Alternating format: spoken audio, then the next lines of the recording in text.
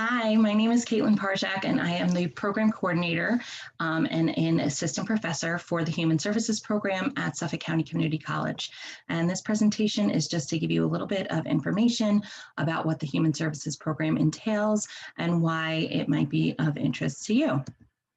So let's start with why Human Services. Social work is a growing field with many career paths. Human Services is really kind of like a pre-social work program, so it does allow students to transfer to a Bachelor of Social Work program really seamlessly, and it also allows students to obtain work in the field. If you're interested in going straight into the field rather than continuing your education, the Human Services program will give you some solid experience to be able to make that transition. So during the program, you will learn a history of social welfare policy as well as current policies. You'll learn some basic counseling skills. You will learn to assess client strengths, client needs, and resources. You'll learn about professional roles and ethics, and you'll also gain some self-awareness and develop your critical thinking skills. You will get valuable experience in the field. There is a fieldwork component that's a full year. That's fieldwork and internship. We use those terms interchangeably. So you will be placed at a local agency where you'll gain experience and make professional connections, and that can lead to jobs. I have had about a quarter of my students over the course of the past 4 years or so be offered jobs right through their internships, and I've had other students go on to get jobs in the field at other places once they've developed their resumes through their internship experiences. We also have a 100% acceptance rate to the local BSW programs. So there are 4 of those. Locally, we have a BSW program at Stony Brook. We have one at Adelphi. We have one at LIU Post. We have one at Malloy. There are also human services bachelor programs at St. Joseph's and at SUNY Empire State that we articulate with. So what that means is that all of your credits will be accepted if you decide to transfer once completing the Human Services program, and you would go into each of these schools as a full junior. One of the great things about that is that BSW programs have prerequisites, and our curriculum is designed to make sure that you're meeting all of those prerequisites. And if you decide that you want to pursue a career in social work, going to a BSW program allows you to be eligible to apply for an advanced standing MSW program, which means that you'll spend 2 years at Suffolk, followed by 2 years at your BSW program. So you would have your bachelor's at the end of 4 years, and then you would be eligible for a 1-year master's program. If you get your bachelor's degree in any other area besides social work specifically, it will take 2 years to obtain a master's in social work. And again, there are career options at every phase of your education, but you're going to have more options the more education you get, and you won't officially be a social worker until you complete your MSW. There are a lot of other jobs in the helping careers if you'd like to start working rather than continuing your education. I also hold a panel brunch every fall for my students who are in the internship program. So again, the internship is a full year, so people go to their internships from September to May. And usually each December, I have representatives from each of those local schools that are mentioned come to the campus and meet with the students who are getting ready to graduate the following May to talk about what are the benefits of attending their program. So they really recruit directly from Suffolk. The local schools really, they really love the Suffolk students and they want them to attend. This is just, I think, a nice graphic that kind of shows the diversity and the growth within the field of social work. Social workers can do so many different kinds of things. We work in schools, we work in hospitals, we work in prisons, we work in the military, we work in outpatient mental health clinics. We work in nonprofit agencies like homeless shelters and food banks and community services. There are a lot of government jobs that are social work. There are so many different hats that you can wear as a social worker and so many different career paths as a social worker. So I am biased because I am a social worker, but if you're thinking about a career in the helping professions, I personally think that social work is the best way to go because it will give you the most opportunity once you complete your education. So if you are interested in helping professions, especially if you're interested in social work, you would be a good candidate for this program. You will need to have strong communication skills and you need to be personally mature. You should have, if you're already enrolled in college, you should have a GPA of 2.8 or better and a C+ in English 101 or Psych 101. If you're a new student just starting college for the first time, then it would be an 80 high school average. You can start in another area and transfer into the Human Services program if you don't meet that criteria, as long as you do obtain that C+ or better in English 101 and Psych 101. And then you would have an interview either with me or with our admissions person, whose name is Dot Cafone. She's lovely. So these are the requirements outside of the Human Services specific courses. So it's a pretty broad liberal arts base because, again, social workers do so many different things that it's important to be really well-rounded in terms of your education as a social worker. And also because these are the things that are going to meet your prerequisites should you decide to transfer after completing the program. So Library 101, which is Intro to College Research, English 101, which is English Composition, English 102 is Intro to Literature, Psych 101 is Introduction to Psychology, Psych 215 is Abnormal Psychology, Soc 101 is Intro to Sociology, Math 103 is Statistics, Bio 101 is Intro to Biology, History 104 is Modern American History, Politics 105 is American National Politics, HSC 114 is Group Dynamics. You will also need 1 credit in foreign language, as well as a restricted humanities in art, music, or theater, which is really an understanding course. So either art appreciation or art history, or the music courses are like history of rock and roll or history of jazz, or there's an intro to theater class. So it doesn't include things like acting or painting or things like that. It's really more about appreciating the arts. And then there's another restricted humanities elective, which is either another English class, a second level foreign language, or a philosophy class. I really do recommend philosophy though, but that might just be because I like philosophy.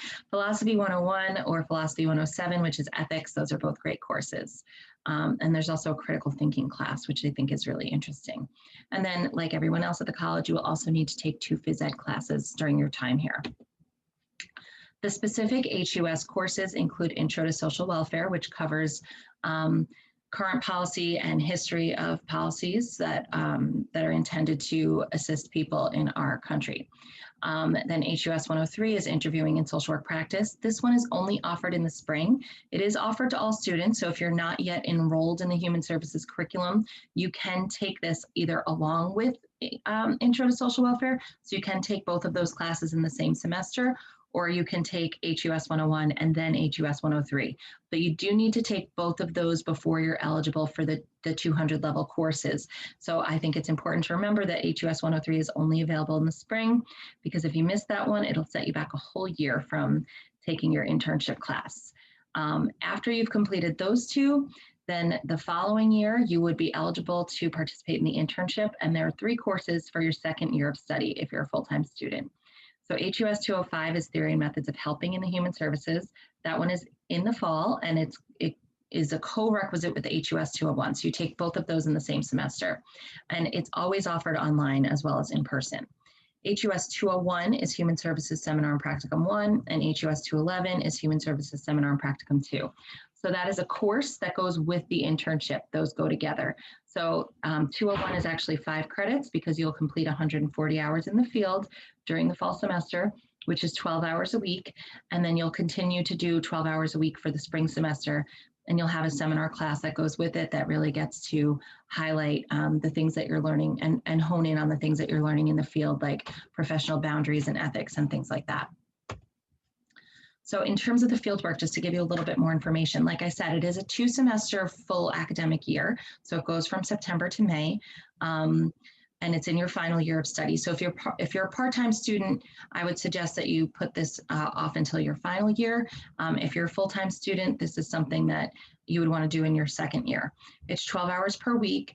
I do work with each student to find an internship placement that makes sense for them in terms of geography. So how close is it to your house? What are your long-term goals? Are you planning on continuing your education? Are you looking for a job right away?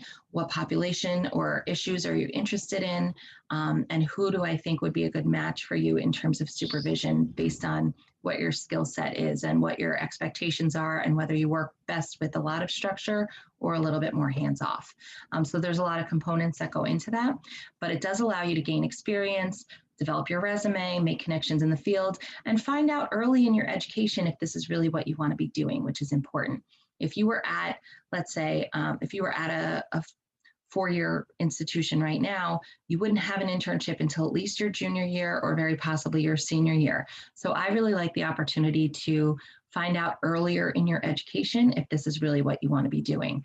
And again, develop your resume, find out what you like, what you don't like, where your strengths are, and what you need to develop further. So this is just a short list of some of the agencies that we've worked with in the past. We are always kind of expanding our reach and looking for different opportunities, but these are, I've had a lot of students have good experiences at these agencies listed, including Family Service League, Well Life Network, Hope House Ministries, Head Start, Town of Huntington. We've also used Town of Southampton and Town of Southold, Mercy Haven, EOC, which is the Economic Opportunity Council of Suffolk, and a variety of other agencies as well.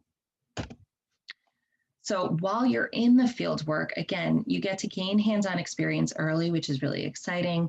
I've had a lot of students participate in an intake process, providing referrals, which gives them the opportunity to learn more about the local resources available in Suffolk County. I've had students facilitate or co-facilitate groups. They plan activities, they participate in advocacy, they participate in holiday drives, and they also learn how to write a biopsychosocial assessment, which sounds scary, but I promise you we will walk you through the process. This is just some of my students who graduated 4 years ago and now have their master's degrees. So yeah, these students graduated in 2017. So it'll be 4 years this May since they graduated, and they're already, not all of them, but most of them are already out working in the field with their MSWs right now. So that is exciting. This is what the invitation to the brunch would look like when we have one again. And I do want to encourage you to sign up for advising. So if you're in the Human Services program, or you're thinking about going into the Human Services program, or if you're not in the Human Services program, but you are in college, advising is always a good idea. I know a lot of people feel like they know what they're doing and they can make their schedules on their own, and I'm sure you do, but just making sure that somebody else looks over it with you can help you avoid costly errors. Make sure you get the classes you need when you need them so that you don't miss. Taking the wrong classes costs money and it wastes time, right? So we want to make sure that your time and money is well spent. Advising will also allow you to discuss what options make sense for you. You can apply to the Human Services program during an advising session with me. Although right now, because we're online, you will need to go through the admissions office to do that. And you can make sure that the course that you want and the time that you want it is available to you. And just one more reminder that if you're in 101 right now and you're going to continue with the Human Services program, definitely please register for HUS 103 for the spring so that you don't miss that. You can email me to schedule a phone conference or a Zoom conference. My email is on the next slide. So it's parzykc@sunysuffolk.edu. We also have an Instagram page where I post some inspirational quotes and information about Zoom sessions and things like that, if you're interested in following that. Again, my name is Caitlin Parzych, and I am the program coordinator for the Human Services at Suffolk County Community College, and I hope this was helpful. Feel free to reach out to me. Thank you so much.